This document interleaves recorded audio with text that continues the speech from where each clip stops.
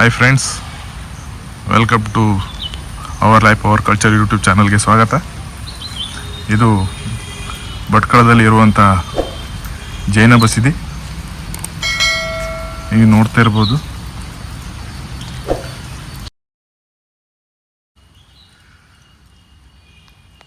ರಾಣಿ ಚೆನ್ನಭೈರಾದೇವಿಯ ಸೇನಾಧಿಪತಿಯ ಮಗನಾದ ನಾರಾಯಣ ನಾಯಕ್ ಇದನ್ನು 1556 ಇಸ್ವಿಯಲ್ಲಿ ಕಟ್ಟಿಸಿದರು.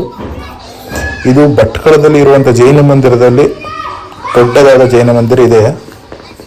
ಇದರಲ್ಲಿ 3 ಕೊಠಡಿಗಳಿವೆ.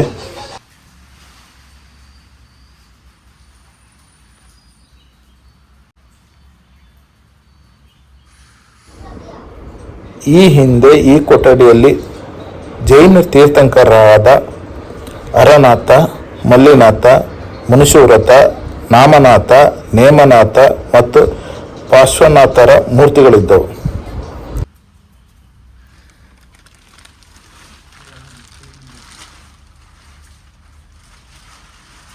ಒಳಗಡೆ ಪ್ರವೇಶ ಇಲ್ಲ.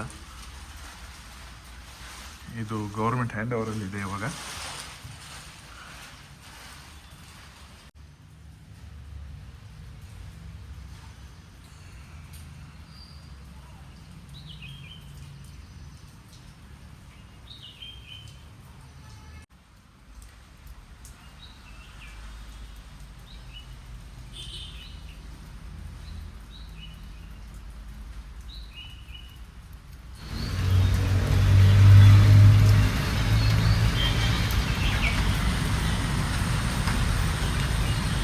ಇಲ್ಲಿಂದ ಸುಮಾರು 12 ಕಿಲೋಮೀಟರ್ ದೂರದ ಹಾಡುವಳ್ಳಿಯಲ್ಲಿ ಇದೇ ಶಿಲ್ಪಕಲೆ ಶೈಲಿಯ ಅತಿ ಪುರಾತನ ಪದ್ಮಾವತಿ ಅಮ್ಮನವರ ಜೈನ ಮಂದಿರ ಇದೆ.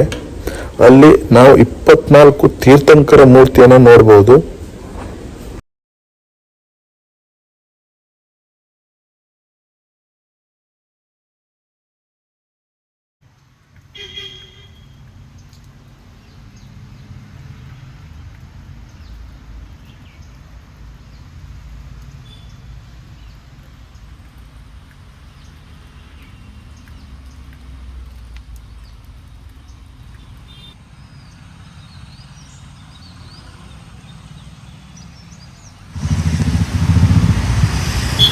ಈ ವಿಡಿಯೋ ನಿಮಗೆ ಇಷ್ಟವಾದರೆ ಲೈಕ್ ಮಾಡಿ, ಹಾಗೆ ನಿಮ್ಮ ಸ್ನೇಹಿತರಿಗೂ ಶೇರ್ ಮಾಡಿ.